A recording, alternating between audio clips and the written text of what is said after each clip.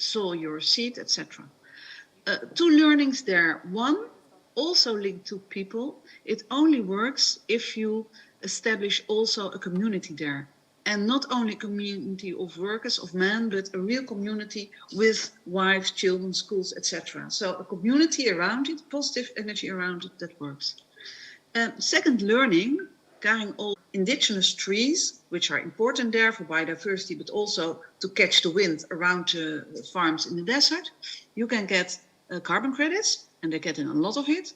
But for example, for planting date trees and date palm, which has in the end also a commercial purpose, because after 7 years, it takes so long in the desert, you can harvest the dates and trade the dates, and so then you cannot get carbon credits for date palms. So I would like to clear here that we are together moving to a system where you can also get carbon credits for commercial activities, because in the end, for me, it is important that we get the credits, that we sequester carbon, regardless what the purpose is of the agricultural plot. In the Netherlands, there is currently a movement for domestic credits, also supported by the Dutch government, which don't have this financial element in it. So I would bring that as a suggestion also locally to Kenya or to the region in Africa. And then my last slide is about, in general, from our experience working in different sectors in circular economy, but also in agriculture, what are in fact the 4 tips which I would bring to the table, in addition to the brochure.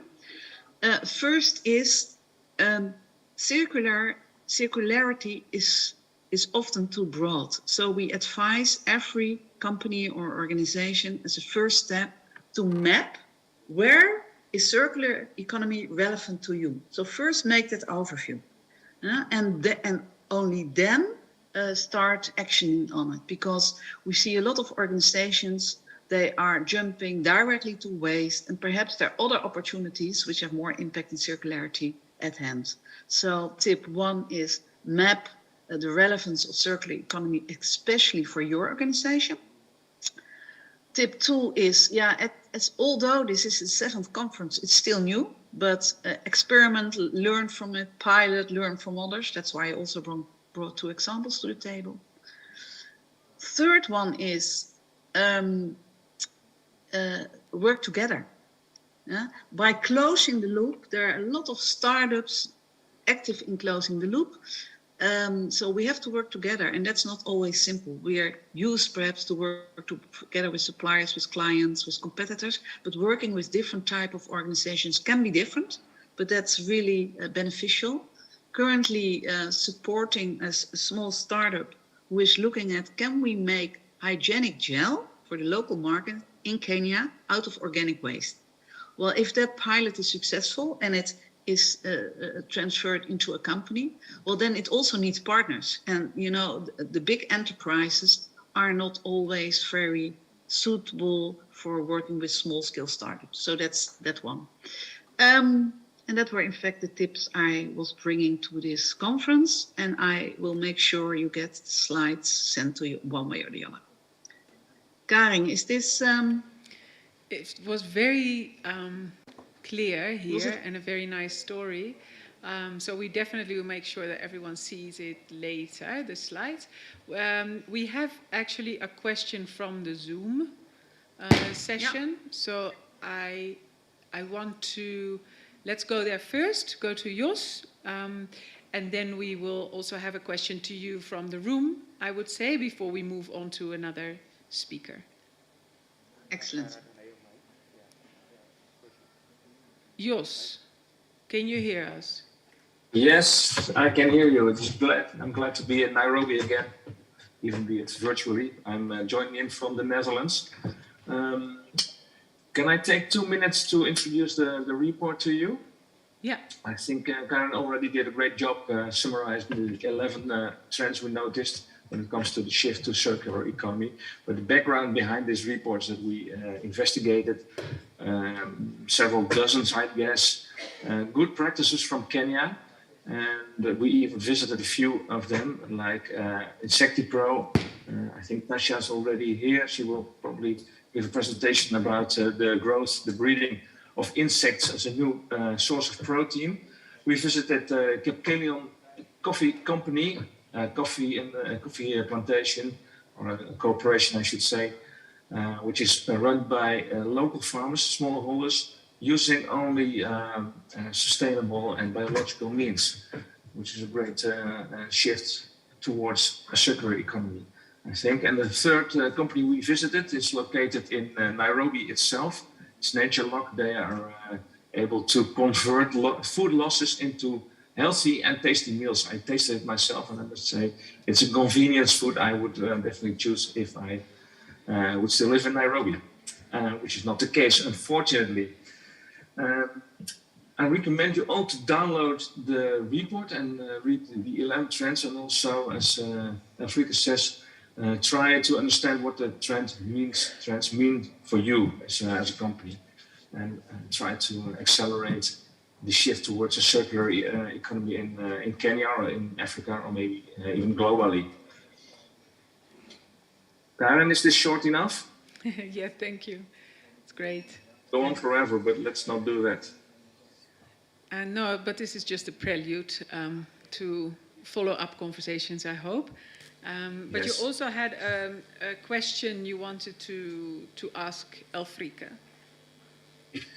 Yes, Afrika was referring to carbon credits as a new market also for Africa, for African farmers. And I understand that the voluntary carbon offsetting market is exploding, and McKinsey estimates it's going to be upwards of 15 billion of dollars in the next 5 to 10 years. And I've seen a lot of, as we call it, cowboys entering the market because there's so much money involved. How can you explain how to make sure that the money that is paid by companies in the US and the EU to offset carbon emissions is actually going to the places where the trees are planted, and so actually to the Kenyan farmers in this case? Yeah, thank you, Jos. And that's, I think, an important question, because when there's money on the table, you see all people jumping on it. Let me give two answers to this question. The first question is, when you're a buyer of carbon credits, then it's important to, on the voluntary market, to see whether there is a good standard behind it. That could be gold standard, VCR, but that could also be in Netherlands domestic credits, approved by foundation, by the government. So that's from the buyer side. That's the quality of the credits. Then from the buyer side, there is the price, and there is a lot of people in between, so, and they all get a little piece of the cake. So it's in fact the same as compared with fair trade coffee. Now there's where it also took a while. How do we reach, the small farmers who are creating it? So from the buyer side, a higher price is not a better credit. No, that really depends on what the credit, let's say the accreditation of the credit is. So that's fair trade or whatever. That's from the buyer side. Now from the producer side. First, what I try to explain, that there is, in my view, still a strange element in the system, that the quality credits like VCR and gold standard, etc., on the voluntary side, also the fair trade, they still have this demand that it should not be a commercial option. So that's still there, and I'm really pleading to leave that one, but it's still there. So from the, it is important when you're producing credits, also again here, to see who are you selling to. Is it again the middleman? Or is that, and what percentage are you getting? Also in relation to what is the effort to get it? I found from project developers in carbon credits for carbon producers, credit producers, saying, okay, we take, you get this amount, and they were selling it for that. So also there, I will not mention names now. I don't think it's good to mention names of good and bad companies, but also there's the whole world of middlemen taking, in my fact, too much out of the revenues. So there is a new tendency also for direct selling. The company I mentioned, Stacom, and I hope you see the beautiful slide, they're currently selling directly to companies, and then you just cut the middleman, and that saves a lot of additional revenue for the carbon producer. Yeah, so where possible, sell it directly. I'm very much in favor of selling it locally. Yeah, so companies in Kenya who want to offset their carbon emission, how beautiful is it to buy then local credits, because then you also know where it's coming from. Yeah, and I think there I see a whole opportunity in Kenya for the coming months to work on systems like this. Is this answering your question, Jos? I can go on for it for hours. But... I fully agree that if you can buy local offsetting credits. Thank you for answering my question. Great, thank you very much. So thank you for that contribution and shining a light on how carbon credits actually work, and also how they can contribute to... Down because they're important. But really, a lot of food at farm level really does go to waste, and that is before it gets to market. We're all familiar with that. And then there's the issue of rainfall and climate conditions that have changed how food is grown. And so, for instance, if we're looking at green grams, what we produce, it's grown best in the semi-arid regions. So we need to encourage farmers to grow more of that, right? And how do we better stimulate commercialization than for crops in these stricken lands? So what NatureLog does is we have a mission to make nutritious, natural, and everyday food affordable to all. And also, while at the same time improving on reducing post-harvest losses and improving on the African food systems. So how do we do that?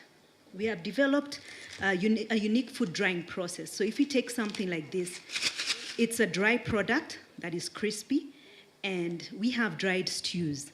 So we have taken the first level of ingredients and put them together into a stew. This is a ndengu stew, a green gram stew.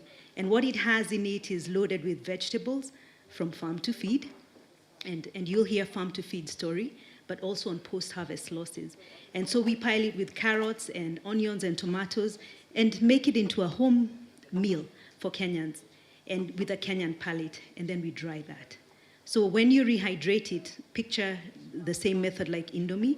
You just put in a bit of the dried product into hot boiling water, 3 minutes, and you're slurping away and enjoying your meal. So this is really, for us, innovative, because we can be able to replicate many meals in this way into locked products that can go far and wide into communities where we can who don't have access to food and a quick meal. And so when we preserve that, then we have a shelf life of a year and more in this packaging. And so we have larger size packaging for the same. But what I'd like to point out is that if we're addressing the most critical SDGs for today, we're looking at SDG 12 and 13. And if I really address what we're doing in relation to that, we're addressing responsible food consumption and production, right? And so I find it important to highlight from this perspective that our food systems are supplying future generations nutrition in dense, or is it nutrition low diets in the processed foods that we're having. And so we've deviated away from our traditional foods. And so how can we bring them back and affordably? So that's also our mission, and we want to be able to do that, and we see ourselves already churning out something that is useful. And we have no preservatives. That's a good one. So with our drying technology, we can reach remote areas, as I've mentioned, and our pre-cooked products then will save on firewood, on wood fuel, which is used a lot in these regions, and gas and charcoal. And then also reducing on waste, because you're going to just use what you need and keep the rest for later. So it's not going to be out there going to waste. So if you picture somebody making green grams or beans, they're going to be able, they're going to have to make a bulk amount of it. And if they don't have a refrigerator, then that goes to waste. So you can't make a portion just for yourself or 2 or 3 other people. You've got to make it in bulk. So that saves you from that. Then looking at SDG 13 as I close, we look at climate change and how we're helping with that. One is that we have the liberty to source the food that we want to put into the product. So that means we can look for the food that would go to waste. That's really important. So we can dictate, let's say, what it is that we will put in our products, and it's vast. So let's soak up what goes to waste first. And then looking at what is happening in the semi-arid areas, let's stimulate what Calro, for example, is doing to develop variants of beans and green grams that are resilient. So let's use those. Let's create the commercialization pathway for that into our products. And then also we are developing to help mitigate the ravages of drought. So if you're looking at the communities out there, they're struggling with feeding and eating, but how do you get the right food to them and food that they can consume? So if you're picturing somebody who's really struggling, they don't have water, how are they going to boil their maize and beans that has been donated to them? Maybe they can open a pack and be eating it dry as they think about how they're going to find the water, because it's all in here, and it can be eaten dry as well. So we see our growth spanning in Africa and replicating this in different African countries because we all have and share the same problems. So we could be able to then expand this into something that we can share for Africa and create those solutions. Thank you.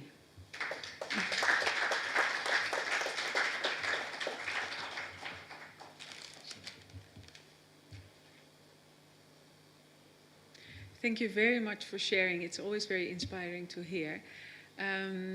I would like to invite Claire. I'm apologizing to my speakers because I shuffled everything around, just because it felt like that. But Claire, welcome. Thank you. Thank you for having me. I'm just looking at the technology in the back, if they have my presentation. Is it going to be projected here?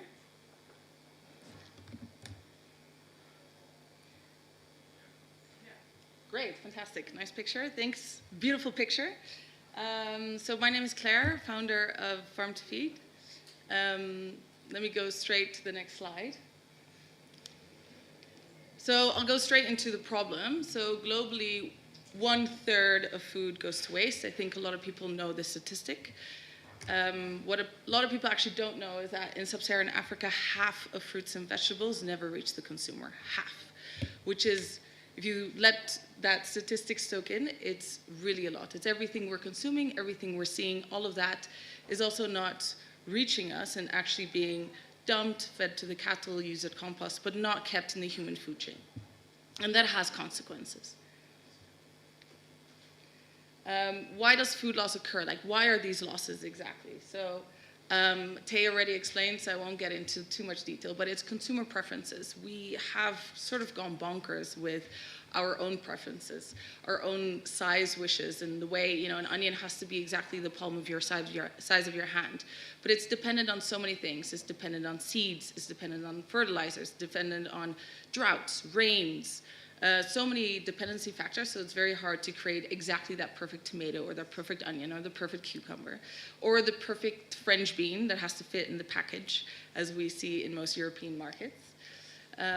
So, you know, 50% of fruits and vegetables never reach the consumer has impact on 3 different levels. First, of course, is economic impact. So 1.5 billion USD is Kenya loses because of post-harvest losses. Then secondly is climate change. So 10% of greenhouse gas emissions come from food waste and food loss. 10%, which is 6 times more than the global aviation industry. And we don't talk about this enough. So food that's left to rot releases methane, and additionally, if you dump it, you still have to produce the same food because the demand is still there. On top of that, the amount of valuable natural resources we are wasting is huge. So water, land, et cetera, everything that goes into producing this food also goes to waste. And lastly, the paradox is 1/3 of Kenyans, specifically we zoom in on Kenya, faces food insecurity. Meanwhile, we are also, you know, throwing away, in a sense, all this food. So that has a huge impact on 3 different levels. So what is Farm to Feed? So Farm to Feed is the digitally enabled solution to food loss. We are the first marketplace in East Africa for imperfect and surplus produce. So everything that the farmer produces that looks different, has an imperfection, has a blemish, has a different size, we aggregate to reduce pressure on the environment and increase farmer incomes, because this is also on an individual level a loss of their income. So, and then we repurpose it into the market. We were working with NatureLock, who is our partner, so that's fantastic. Improving food affordability, of course. So some see an opportunity, some see a problem, we see an opportunity. So this is actually a hand grab that I took the other day from our warehouse. You can sort of see what we're talking about, right? It's also a lot of too many, too small, when it's a little bit unripe, too wonky, a little bit discolored, too big. That's an actual size tomato versus a normal size tomato. Or there's handling damage. We see a lot of, farmers need, exactly the right way of harvesting potatoes. And sometimes there are cuts, and then we're throwing away these perfectly fresh, good potatoes. So we see an opportunity. One, we see a lower cost produce, reduced carbon and environmental footprint, a social impact. It's convenient. We do the sourcing, we do the quality control, we do direct delivery, and we have to change the perception of food loss. So if we go to the next slide. So we have to transform the food system.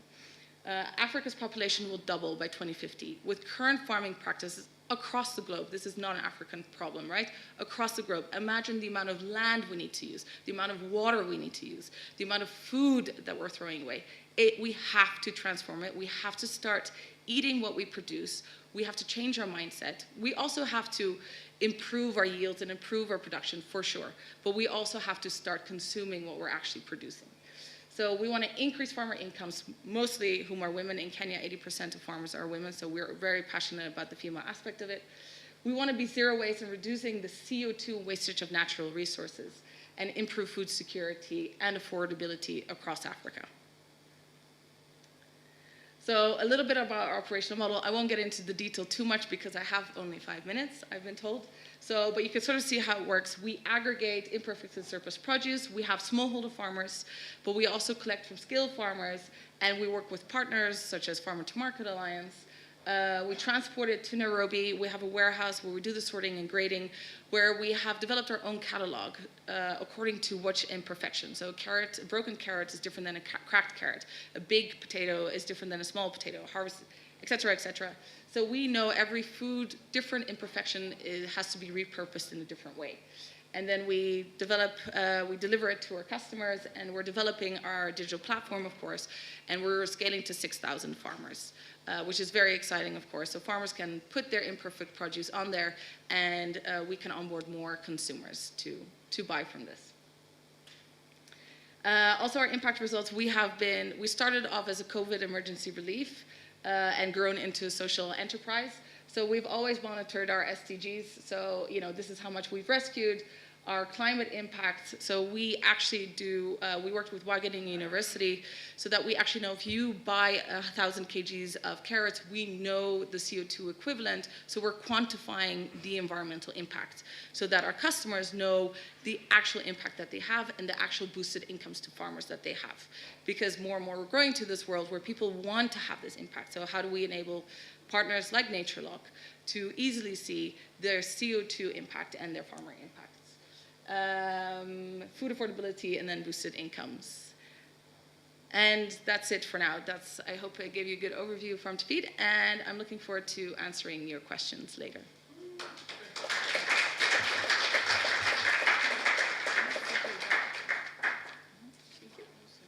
I have to give to Ty as well, but we will do that in a bit. So, Karin, can I already ask a question? yeah, questions from the virtual room. I already asked a question, Karin? Yes, can you hear me? Yes, I can. Yes, you can ask the question. So we had 2 speakers, so maybe you can combine or share the 2. Yes, I will.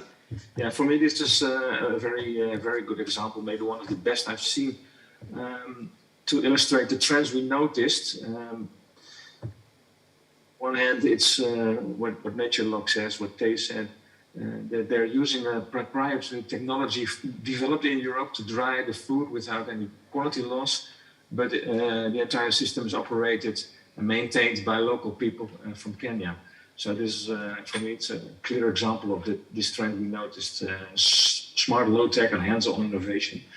And Claire illustrated very clearly that fighting malnourishment is also a case of reducing food waste in the entire value chain.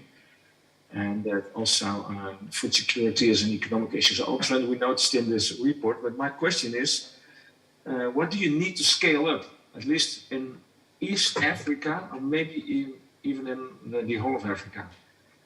Because it sounds like a very good solution for many countries. Yeah, you have to come back, sorry.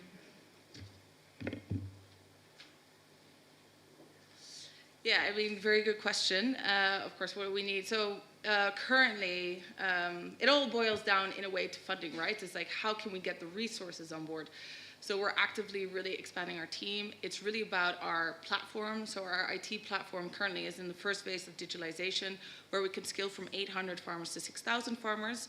But of course, in the future, we really want to, the digital platform can be replicable across Kenya, across borders, across East Africa, and grow together, I hope, with partners like Nature Lock, so that, we can have all these different food loss purposes. On top of that, we're also doing our own R&D, so really collecting this data, and I didn't mention that, and I think that's really interesting. Everyone repeats the mantra of 50% of food is lost and wasted. And sorry, this deviates from your question a little bit, but I think it's important. We keep on repeating that. I read it in many studies, but we don't know where. We don't know which value chain. We don't know the reasons. We don't know which farmers. We don't know which seasons. It's sort of like this statistic that we've come up with. And with our data platform, already farmers now have to say, what is the reason it's a less desirable product? Is it because of harvesting techniques? Is it because there was a surplus? Is it because overplanting? Is it because it has a different size? And with that data that we are collecting, we can then develop future interventions, very localized. So already we're collecting data in Jambini specifically. We know that there's a lot of losses because of harvesting techniques in the potato value chain. So already with that data, we have gone to SNV, for example, an NGO, and then they can be very targeted in developing interventions that go to Jambini and train harvested on potatoes. And that way, we're not talking general, we have to put cold storages. Yes, we do, but being very specific and localized to the solution. So I think that's really interesting. Sorry, it deviates, but I think our platform is a very crucial part of, the standard things that we need is logistics and team and sourcing. But I think our platform that farmers can go on there, we can onboard farmers, and we can really see where the problems are. And farmers have the ability and have a market for everything that looks a bit different, I think is very important. Does that answer your question? And more? Yes, thank you very much. Yeah, you started with, it all comes down to funding. It was already the answer to my question, but thank you for expounding a lot. Thanks. Then, due to time, I don't actually like that sentence, but because you want to actually have forever conversations and share all the questions, but we are moving on. Charles, you're the next. Short. Impressive, impactful, short. Good. I like that. And, thank you very much. And it's a pleasure to be here. And I want just to build on what other presenters have said. And I will absolutely hope that my presentation, long 11 slides, will be shared by all participants, because it has some good numbers. And we are talking about agriculture here, which is, again, a major sector in Africa. Not only in Africa, but in Kenya, of course, more than 80% of the population depends on subsistence farming, and it's quite a big number. The economy hugely depends on that. But at the same time, we are trying to see how is agriculture an opportunity in the midst of actually the reality that it's degrading. It's a major driver of deforestation on the continent, land use conversion, loss of habitat because of biodiversity loss, But actually, it's a great opportunity. But how? That's, I think, the question. And that's what the COP27 will be talking about, the climate, forest, agriculture will be discussed hugely at policy level, political level. But is that enough?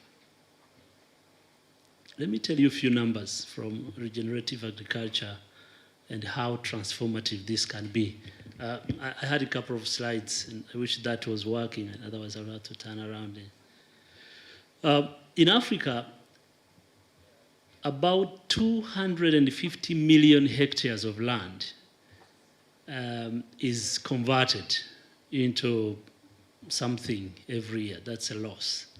But more importantly, some countries lose significantly good topsoils because of erosion due to that continued conversion, keep expanding. Now, there's a whole syndrome of expand. You have a farm of 2 hectares, you don't exploit it enough, but let's expand to another 2 hectares. You deforest, you expand, you expand, you expand, you expand. But actually, when you expand, you waste more, you create more damage of climate and etc. So one of the potential of transforming this sector, and it's not just about change, it's about transforming the entire food system and turn it to a circular food system. I think I've argued this in the last meeting in the Africa Green Revolution Forum. Do we continue to just talk about transforming, or can we just start talking about a circular food system? Because we need to stop the waste, which you have seen. And one of the opportunities, again, scaling up regenerative agriculture that people have been talking about. The numbers we have shows that from a climate change point of view, both adaptation and mitigation, regenerative agriculture have a huge potential to actually help us adapt to climate change, simply for many reasons. You are saving soils, soil health, water security, but also you are restoring biodiversity on farm. So your farm is already resilient by doing that. But from mitigation point of view, we also know that agriculture is one of the polluting sector. And importantly, regenerative agriculture changed that whole narrative and actually brings mitigation to bear. Very important. So a few numbers here, the next slides. And as I said, I want to make sure these slides are shared. So this is from impact and the food security potential of regenerative agriculture. This report, IUCN published it last year, and it's already online, so you can access it. But just to say that it has really huge potential if we can start transforming on how we do the business, how we take it. And from climate change, adaptation, and mitigation to the next slides. Yeah, that's how much actually regenerative agriculture have huge potential from adaptation and mitigation.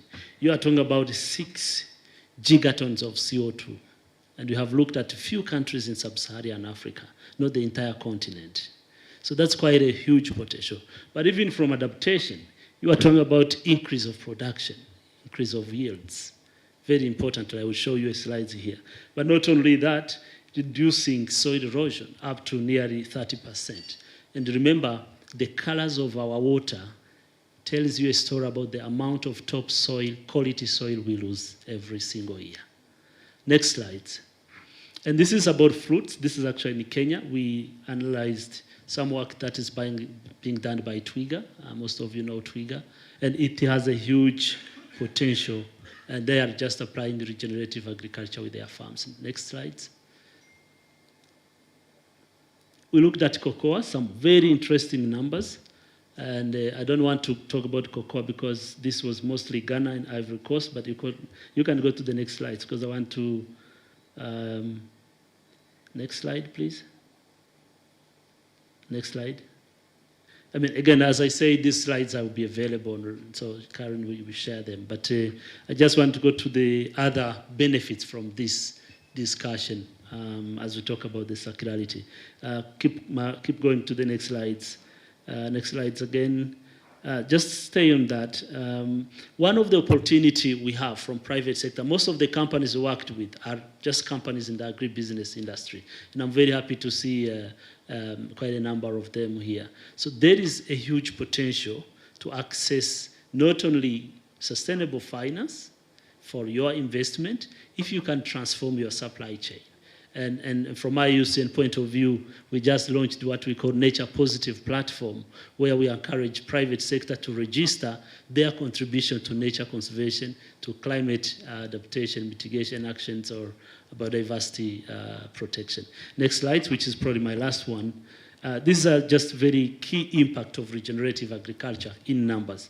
So you are basically talking about 270% increase in income at household level. This was done critically with the key data that really showed us that regenerative agriculture can help. Not only because of income, but also you are talking about increase in yields, you are talking about ecosystem enrichment, just to name a few. So just to close, we have been interested as an organization to assess how can agriculture, the whole sector of agriculture, actually contribute positively to biodiversity conservation, to halt biodiversity loss. And we hope that this is going to continue to be discussed. We are talking to the different ministries in Kenya to bring people together to talk about this, and private sector will be key in that discussion, because agriculture plays a very critical role, both positively but also negatively, in climate and biodiversity discussion. Thank you very much, Karen.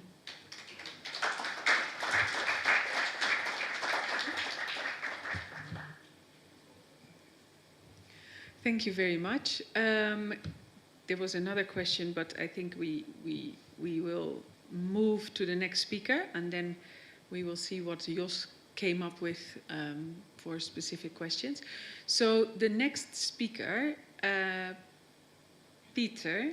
Yes, let me not reshuffle again. Sorry. Oh, he's there. He's online. Hi, Peter. Can you hear us? Hi. Yes. Can you hear me? Yes, very good. Thanks. Great to have you. Yeah, kindly share your light on circular agriculture.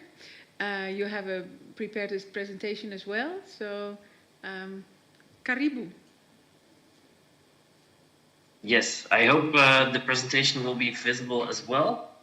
But shortly introducing, calling in on behalf of Real IPM in Kenya and Tanzania. And I'm part of the Biomass group currently in Belgium, where our headquarters is. And we're an expanding group. And I don't want to take you back too far because I only have limited time. But somewhere across the street here in 1987, a local doctor actually started growing tomatoes, had some bumblebees in the garden, and found out that these bumblebees are actually really good pollinators. So he started a company really small in natural pollination, and that actually opened up the door to a lot of other innovations. I hope you're seeing my presentation right now. Yes. There we go. It's a lot better with the pictures. So you can please move on.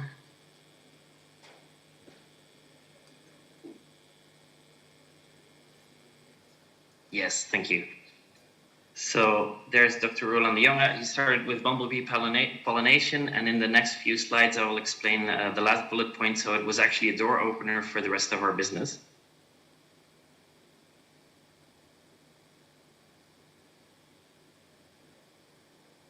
The bumblebees were applied to more and more of our core crops, and we're also expanding the business worldwide.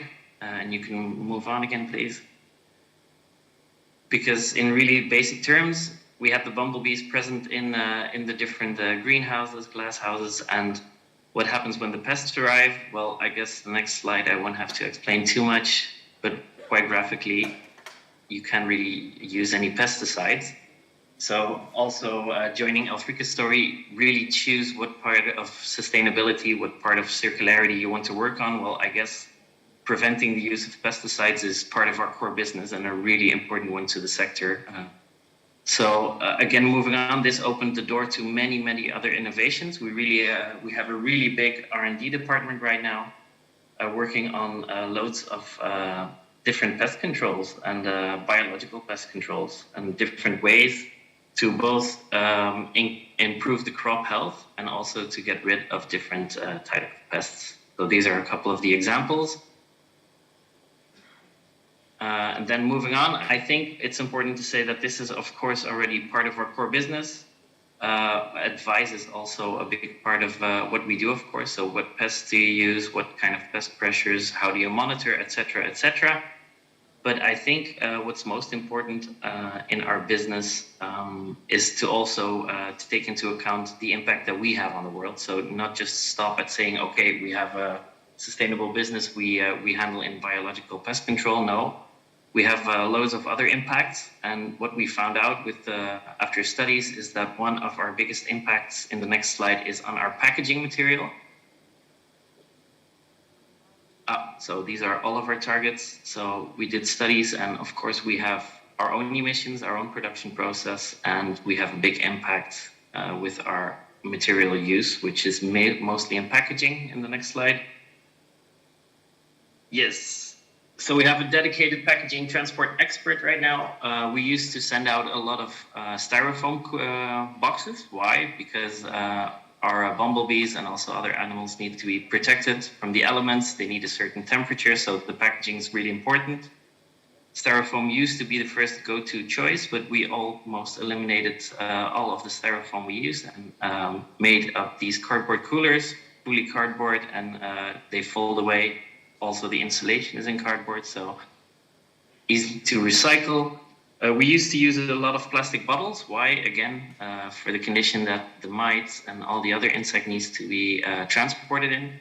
But we're now transferring all of these, slowly changing to cardboard cups. So that's a big improvement. And also a lot of sachets that are easy to disperse the animals inside a greenhouse or inside a growth. And they're now biodegradable, so easy when the greenhouse is cleared out. They don't need to take them out before clearing all the plant material. Designing for circularity, I think, also a really important theme. So not only do we take the packaging into account, but also in product innovation and finding new biocontrol measures. We also try to use the R ladder, so different strategies to combine different uses for products, for example. So R0 is to refuse older methods. So, for example, replacing pesticides with beneficials, but also using biofertilizers. So, for example, to improve seed stock and improve quality and make sure we don't even need to use preventives. Also combining products. So we recently came out with a new product against powdery mildew and mites. Combining them into one product, or the flying doctors is also an example where we had bumblebees delivering antibiotics to certain plants. So also combining products, and this is actually the line of thinking we use also to develop our products.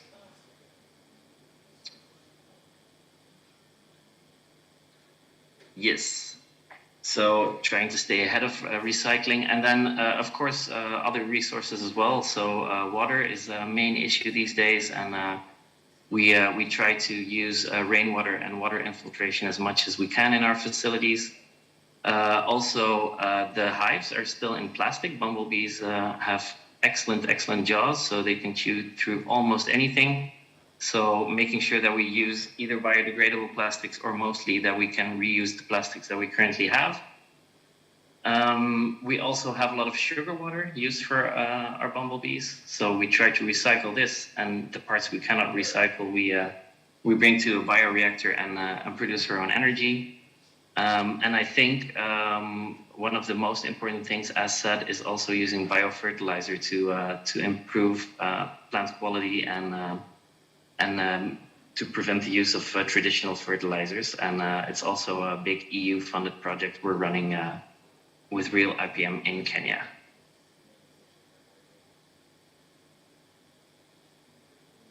And these are a few other examples of our CSR strategy that we have, and these are the examples we have in Kenya. So wherever we can, we try to plant trees. So a lot of our colleagues are also really enthusiastic about nature and biodiversity, so contributing in local projects. Again, also making sure our own production is sustainable. So solar production we have on site, and I think we're expanding this in most countries across the globe where we're producing. And also locally in Kenya, we're sponsoring some social projects and schooling for children, and also providing vegetables to different public functions, and in this example, to police stations. And that's what I would like to end with. So all colleagues around the world contributing. I'm really just the manager. It's everybody really wants to contribute, and I see the whole team just going, and that's what I love in my job. I see a lot of people with passion, and they can really, really change the world just by doing things. Yes, thank you. Thank you very much, Peter. We won't forget the name, BioBest and the B. So thank you for that. And then I move on quickly, Talash. Sorry, the last. And then we see if we can pick up one question, because the other sessions are waiting already for us. So sorry for the technical issue.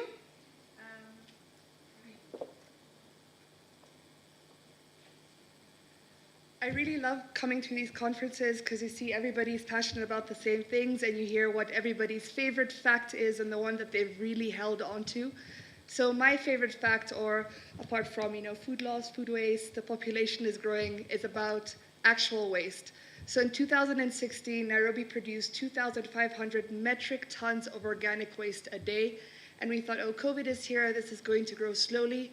Right now, we're hitting 6,000 metric tons of waste a day. Organic waste, not what is coming from the farmers, but what we can find around Nairobi. So we looked, what can we do with this? Do I have a presentation? I do have a presentation. Yeah. Or I can just talk. Yeah. Yeah. So I'm super passionate about agriculture. My degree is in agriculture because I believe everybody needs to eat, and that's why we're all here in this session.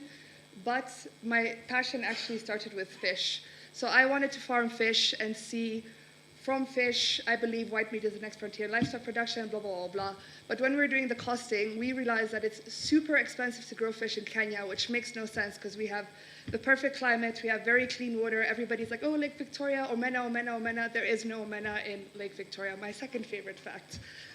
So he said, why is fish production so expensive in this region of the world when all the other factors there are conducive for production, and it's feed. So feed in East Africa makes up 60 to 70% of the cost of production, almost 80% when you talk about aquaculture, and of that, protein is 70% of the production. Can we, next. Yeah. So we looked, how can we replace this unsustainable protein in the form of fish meal and soy, and what can we use? We looked at spirulina, which is very interesting. We looked at algae, we looked at everything else, and we landed on insects. So we believe we need to make insects a new standard because we can create future-proof chains. Everybody kind of needs to work together. We can upcycle the waste, and we can reduce our carbon offset because we are taking waste and transforming it into other products. So at InsectiPro, we are started in 2018. Next. One back. Yeah, we were founded in October of 2018, so this month was our 4th birthday. We are located in Limuru. We are now 150 people, and we care for almost 1 billion insects every single day. We believe that we are not farmers, we are food changers, value chain. And then how do we do this? Next. We have currently 2.5 insects on docket. We have our black soldier fly, which is nutritious, circular, sustainable, and profitable. And this is our recycler of waste. And we have our crickets for our human nutrition program. You're looking at me a bit weird, but you will eat crickets before you leave today. And then what do we do? Next. We see how these insects can plug into the chain. So this is our very wonderful circular economy within the insect So we have our human consumption, and our human consumption is meat, fruits and vegetables. People are eating it. But from these value chains, there's also waste. So all the fresh juice we drank today, a pineapple skin is lying somewhere, hopefully at my facility. The mango pulp is also hopefully at my facility. If we have beer later, I don't know. The beer waste is also all being brought to InsectiPro. So we take all this organic waste, we process it using our black soldier flies. We get fertilizer in return. That's pumped back into horticulture, fruits and vegetable. Wonderfully circular on that end. On the other hand, we have our protein, which goes into livestock, which goes into meat production, which goes into human consumption. You technically can use slaughterhouse waste as well, but it's a gray area, so we stay away from it. Next. Why is it gray? You don't want to risk mad cow disease. There's not yet enough information and data and science behind black soldier fly production to know if they transfer disease onwards. What have we done till now? We've done 200 metric tons of black soldier fly, which is equivalent to around 2 million kilos of fish or around 500,000 chickens. 1 kilo of BSF eats around 10 kilos of waste. So as of today, we're doing around 40,000 kilos of waste a day, doing 4 tons of black soldier flies. It is, 5,000 metric tons of usable protein that we've made. But more interesting is the impact that we're seeing on farms. So we did this because we believe feed can be cheaper, it can be produced better. What we're seeing is farmers are having shorter growth periods. Maggie, you can tell us about your pigs, sorry. But also shorter growth periods, the animals are looking healthier, the farm is looking better. So our new project is our fertilizer, how are we making that into regenerative systems? Next. So what this led to, and you guys, you have to tell me what you think of this because this is our new corporate look, is the 4 different industries that we kind of feel that we intersect in with our insects. So the first one is obviously feed. The second one is food with our human nutrition program. The third one is consult. We work on a lot of very cool projects. And the fourth one is agri. I'm currently most passionate about agri. Most of my team is still on food. So we're seeing how can we take our fertilizer and plug that into smallholder farming systems or big rose farms, flower farms. What we have done so far is in 2020, we were doing 3 tons of waste a day, around 100 kilos of BSF, 400 kilos of fertilizer. That was still our experimental year figuring it out. As of this year, we've done 40,000 kilos of waste a day, 4 tons of BSF, and around, 50 tons of fertilizer a month. Our goal by 2025 is 3,000 tons of organic waste a day, 1,000 tons of BSF, 4,000 tons of fertilizer. Next. This can feed 9 million chickens a year. We can upcycle 120,000 metric tons of waste, and we can fertilize 13,000 acres a year on these figures. This is nothing. 3,000 tons of waste a day is half of what Nairobi is doing. So there's so many opportunities for growth, for working together. I hope that all the ugly vegetables go to Claire and NatureLock first, and all that NatureLock's waste comes to us.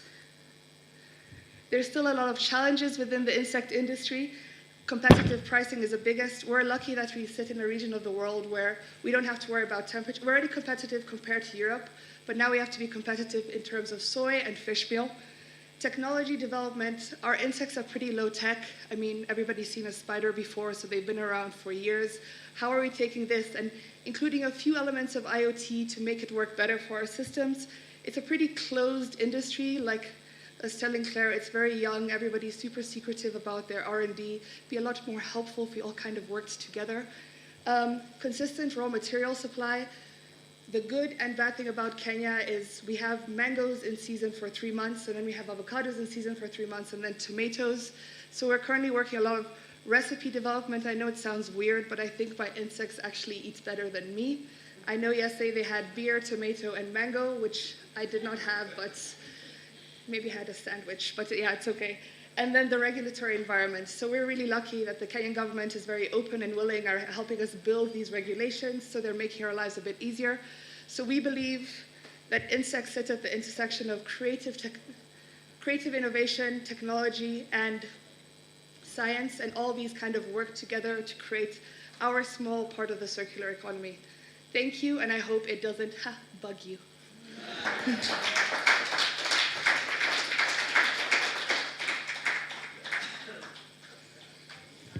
Yeah, that's fantastic. Yeah, I don't think we need to say anything more. You left us in good spirits. Yeah, all of that combined. So now it's just a matter of practice, bringing it together and all start doing it. And I think a lot of people need to know that it's happening.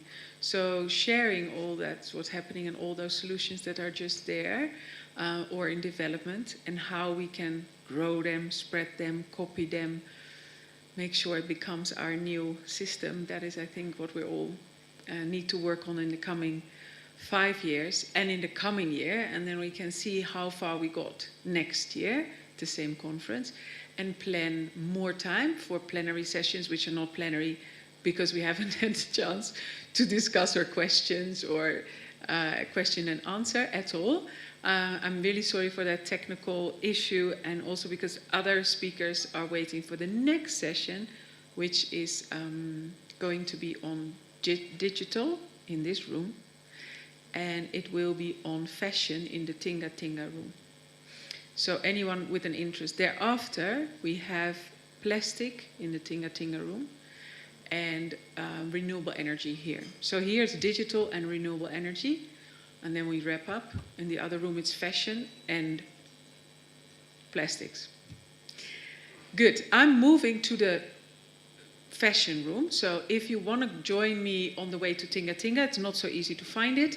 So join me, and then we start there. And for the people who want to follow digital, they can stay and remain here.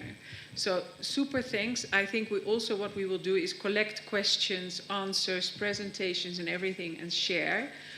Really appreciate the fact that you are here live, and people online, of course, online, that you all wanted to contribute and share. Because I think the sharing the stories and the good practices is the proof of the concept. And I think people need that. People need to hear that is possible. Thank you so much.